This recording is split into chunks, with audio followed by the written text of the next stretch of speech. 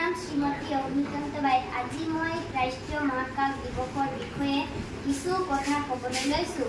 2023 চনৰ 14 জুলাই तारिखे भारतीय महाकाश गवेषणा संस्था इसरोय चंद्रयान 3 महाकाशলৈ उत्क्षेपण करे। विक्रम लैंडर और रोवर प्रज्ञानक লৈ যাত্ৰা কৰা चंद्रयान 3 2023 চনৰে 23 আগষ্ট তাৰিখে সফলতাৰে চন্দ্ৰপৃষ্ঠত অৱতৰণ কৰে।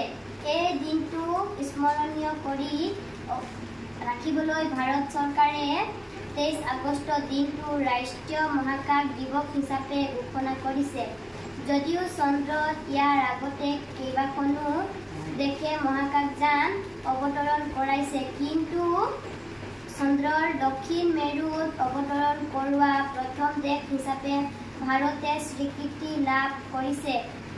চন্দ্ৰযান 3 চন্দ্ৰপৃষ্ঠত বিভিন্ন তথ্য সংগ্ৰহ কৰি পৃথিৱীলৈ পঠাইছে। ধন্যবাদ।